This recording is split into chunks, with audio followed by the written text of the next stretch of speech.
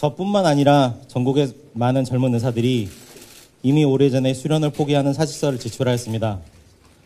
정부의 포괄적이고 일방적인 의대 정원 증원과 필수 의료 패키지 정책의 강행을 보면서 전문의 수련 후에도 이 나라의 의료에 더 이상 미래가 없다는 결론에 도달했기 때문이었습니다. 한 가지 개인적인 이야기를 드리고자 합니다. 제가 인턴으로 근무하던 2020년 저희 아버지께서는 지방의 작은 도시에서 갑작스럽게 심근경색으로 돌아가셨습니다. 당시 저는 내과 환자들의 상처 소독을 하느라 아버지께서 돌아가시는 임종의 순간을 지켜보지도 못했습니다. 그러나 당시에도 그렇고 지금에도 드는 생각은 심장내과 의사가 부족해서 아버지께서 제대로 된 치료를 받지 못한 게 아니라 심장질환 환자들을 치료할 수 있는 병원이 부족하기 때문에 안타까운 일이 생겼다고 생각되며 과연 정부의 의대 정원 2,000명 증원이 이러한 사례들에 대한 근본적인 해결책이 될 수 있을지 의문입니다. 이러한 잘못된 정책에 반발하는 전공의들에게 정부는 각 수련병원장들에게 직권남용을 하여 전공의들의 사직서를 수리 금지했고 필수 의료 유지 명령과 업무 개시 명령을 내려서 젊은 의사들이 본인의 의지에 반하는 근무를 하도록 강제했습니다. 이는 전공의들의 휴식권과 사직권, 의사로서의 전공의가 아닌 일반인으로의 일할 수 있는 직업 선택의 자유, 그리고 강제 노역을 하지 않을 권리 등 헌법과 법률에 따라 보장된 정당한 권리 행사를 방해한 것입니다. 저와 우리 전 전공의들은 오늘 보건복지부 박민수 제2차관을 직권남용의 혐의로 고소하기 위해 이 자리에 섰습니다. 박민수 차관은 이번 의대 정원과 필수 의료 패키지 정책을 주도하면서 초법적이고 자의적인 명령을 남발해왔습니다.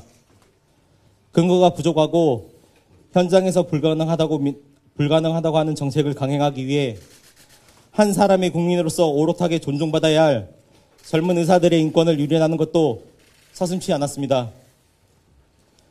3일이라는 짧은 시간 동안 전국에서 1,360명의 사직 전공의 동료들이 이번 고소에 참여했습니다. 고소에 참여하고 싶은 마음은 굴뚝 같지만 정부의 서슬이 펄해서 혹시라도 입게 될 불이익이 두려워 차마 고소에 참여하지 못하겠다는 동료들도 있었습니다. 그들은 함께하지 못해 미안하다면서 마음속으로 지지하고 응원하겠다고 말했습니다.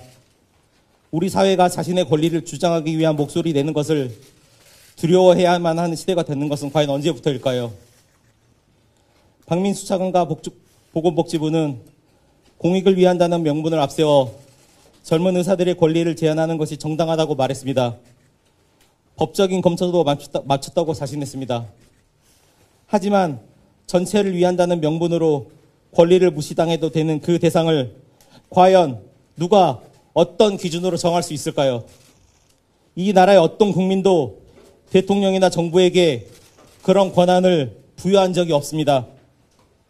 모두의 이익을 위해서라면 소수의 희생은 불가피하다는 그런 사고방식을 우리는 전체주의라고 부르며 그것이 얼마나 끔찍하고 위험한 결과를 가져오는지는 세계의 역사가 그것을 증명하고 있습니다. 저와 동료들은 자랑스러운 대한민국의 국민으로서 이 나라의 상식과 국격을 믿습니다.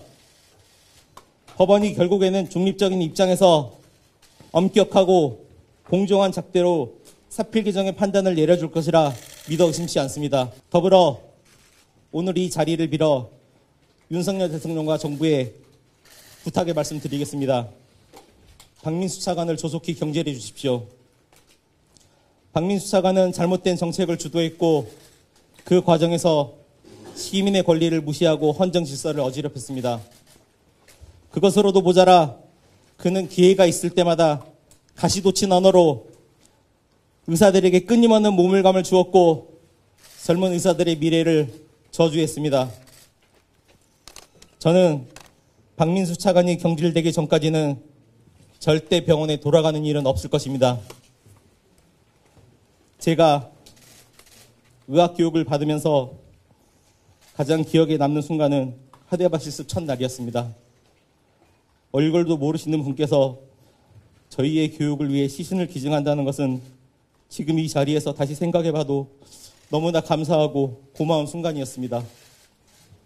항상 힘들 때마다 그 순간을 생각하면서 제가 이 자리에 있기까지 정말 많은 분들의 도움이 있었다는 생각을 가지고 이겨낼 수 있었습니다. 하지만 박민수 차관은 카데바를 수입하고 의대끼리 공유한다는 말로 저희의 마음을 짓밟고 시신을 기증하신 분들의 고귀한 뜻을 도구화하였습니다. 박민수 차관이 건재한 이상 의료계와 정부 사이의 정상적인 소통은 불가능합니다. 함께 파트너십을 갖고 국민의 건강을 위해 협력해야 할 정부와 의료계의 관계가 파탄났습니다. 이 사태의 책임자인 박민수 차관을 즉시 경질하고 책임을 물어주시길 바라겠습니다. 지난 2달간의 오만과 불통, 독단에 지친 의료계뿐만 아니라 치료를 받지 못하고 계신 국민 여러분들께 정부가 먼저 변화하는 모습을 보여주시기를 간절히 요청드리겠습니다. 마지막으로 의료계 선배님들께도 부탁드리겠습니다. 서로가 처한 상황이나 생각이 다르더라도 부디 대한의사협회를 중심으로 화합되고 단합된 모습을 보여주시길 바라겠습니다.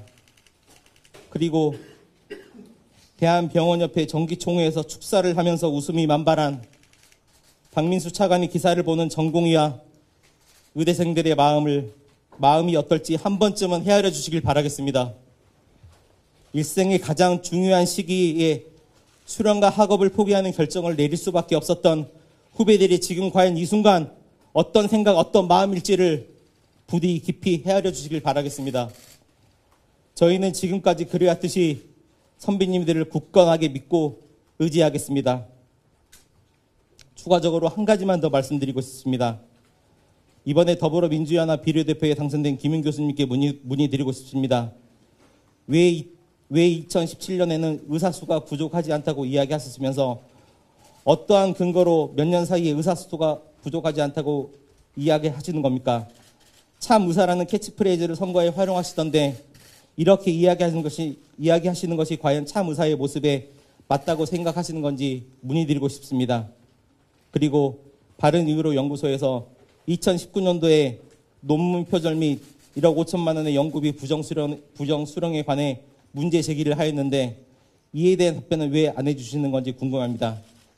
이제 국회의원이라는 공인이 되신 만큼 해당 문제에 대해서도 명쾌하게 설명이 필요하다고 생각됩니다.